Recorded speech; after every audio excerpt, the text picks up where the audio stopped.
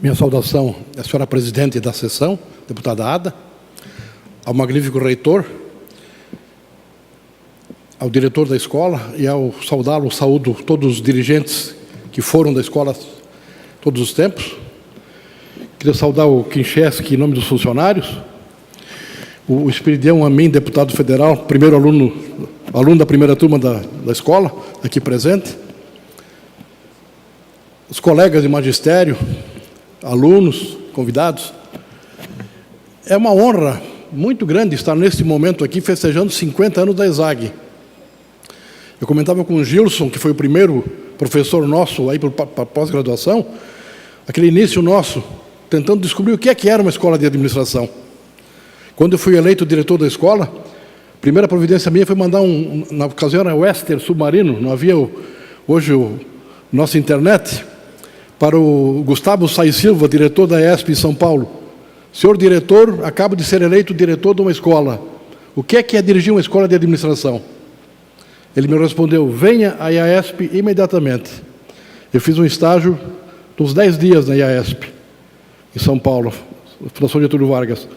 Como resultado, o Mauro Ferrari veio passar um tempo conosco, e ao estar conosco, que ele era o vice-diretor lá, o último dia, assinamos um convênio para formar professores nossos na ESP em São Paulo.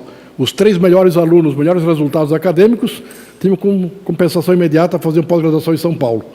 Isso possibilitou que nós atualizássemos sempre o corpo docente através desse convênio. Estava tentando agora, ao ouvir o Kincheski, a história da ESAG, viu, Kincheski? Tentar entender um pouco qual é o DNA de uma escola que comemora 50 anos. Isso me leva a uma visão panorâmica retroativa daquele início nosso, naquela escolinha que a gente começava a dar aula, tinha que parar, o ônibus da Trindade parava na frente, e a arrancada do ônibus, ninguém ouvia nada na sala de aula, tinha que esperar ele ir adiante para continuar. Qual é o DNA da escola, da ESAG? A ESAG, eu acho que uma coisa fundamental foi dar uma resposta adequada às perguntas que eram feitas. Muitas instituições surgem no mundo para dar uma resposta à pergunta que se faz naquela ocasião. Mas com o tempo mudam as perguntas e a instituição continua igual. Aí continua a existir por quê? Porque um dia foi criada. Que tristeza isso. Então a capacidade de dar resposta adequada a cada momento, me parece um DNA da ESAG. Segundo, participação. O Espiridião é testemunha. Quantas vezes havia problema sério na escola? O que é que fazíamos? Assembleia. Professores e alunos. A nossa média de idade era 32 anos, dos alunos 27 da primeira turma. Nunca consegui chegar ao fim da aula de Sociologia Aplicada à Administração, minha disciplina como sociólogo, como eu tinha planejado. Porque começava a falar, a explicar alguma coisa, alguém levantava a mão. Os alunos tinham experiência igual a nossa, até melhor. Vinham já de outros cursos, outras faculdades, de empresas, etc. E lá estava o Nabor Schlichting. Quando eu queria saber algo sobre Israel, bastava dizer que em Israel, não sei o que, professor, muito a propósito, e o Nabor dava uma aula para mim sobre Israel. Bom, apenas um detalhe. Mas a participação. Então, dar resposta adequada às perguntas que se faz. Segundo, participação. Isso foi do DNA da escola. Quando se trabalha com participação, o processo é mais lento para começar a entrar nos trilhos. Mas depois que entra, ninguém segura. A participação é fundamental. E a procura permanente da qualidade. Isso é outra coisa fundamental na ESAG. Eu resumiria esses 3 no momento. Resposta adequada às perguntas que se faz, busca permanente da qualidade e participação. Mas o mundo vai mudando. Na ocasião, nem se sonhava com a internet. O mundo é diferente hoje. A ESAG hoje está dando as respostas adequadas às perguntas que se fazem hoje? É uma pergunta que eu faço como ex-diretor. Estou longe, saí pelo mundo, andei nos 5 continentes a serviço das Nações Unidas, tenho uma certa experiência acumulada aí, e gostaria de propor uma coisa muito concreta. Naquela ocasião, Espiridião, a gente só conseguia fazer assembleia lá mesmo, todo mundo presente. Hoje é assembleia virtual. certo? É uma democracia virtual. A ESAG pode ouvir todos os ex-alunos, pode ouvir escola, empresa e comunidade, que é o lema daquela época. Pode ouvir todo o pessoal da escola, os que já passaram pela escola, pode ouvir as empresas e a comunidade. Quais são as perguntas que a ESAG deve responder hoje? Propõe o senhor diretor que se organize uma assembleia virtual, com prazo aí a ser estabelecido, certo? E quero aqui, em nome dos que foram homenageados, agradecer profundamente este momento, tão bonito, tão emocionante. E agradecer ao Celso Ramos, nosso governador, que criou a escola. Que homem lúcido. Ao Alcides Abreu, o luminar, foi o mentor da escola, o Alcides Abreu. Ao Bonassis, primeiro diretor, que implantou a escola com muito carinho, com muita garra e muita competência. Aos alunos que vestiram a camisa. Os alunos projetaram a escola, certo? Aquela procura imensa pelo vestibular, no fim obrigou os professores a melhorar a sua capacidade também, a sua formação. Agradecer aos alunos, aos funcionários, encontrei vários aqui, certo? Que vestiram a camisa o tempo todo, com confiança e com muita competência. Não quero esquecer ninguém nesse agradecimento, em nome dos que foram aqui homenageados. E sempre que há uma festa de aniversário, parabéns a você nessa data querida, muitas felicidades e muitos anos de vida. Ou seja, deseja muito mais. Então eu queria fazer aqui a entrega ao senhor diretor da ESAG de uma plantinha, é um baobá. Baobá é a árvore mais antiga, que mais dura no mundo.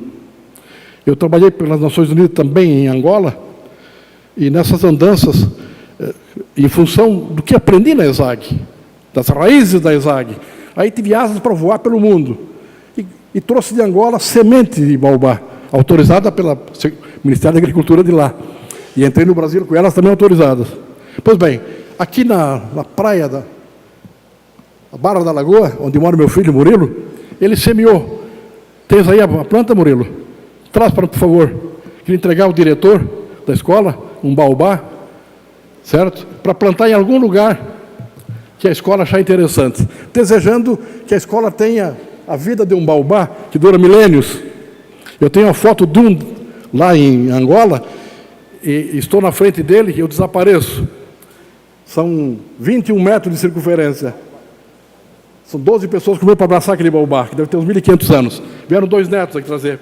Muito bem, traga lá para o diretor lá. Seu neto e uma neta. Vai lá. Ah, está aqui, ó. Vamos lá na frente, vamos lá. Lá na frente.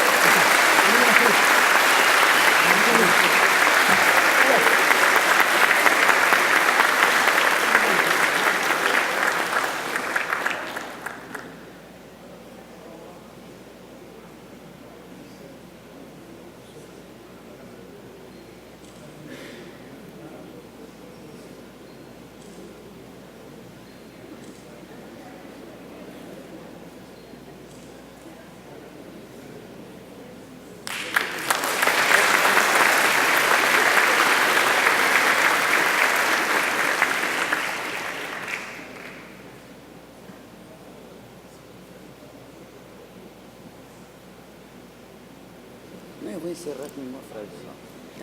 Agora é esse aqui. Convido para dar seu depoimento o ex-aluno e empresário, senhor Fernando Jacó Anderle Filho.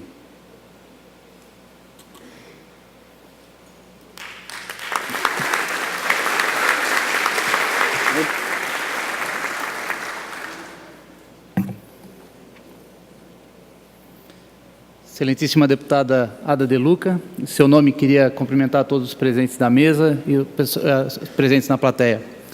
Embora o cacuete de professor ainda me persiga, faz 10 anos que eu estou fora de sala de aula, então preferi escrever um discurso para evitar qualquer gafe no momento.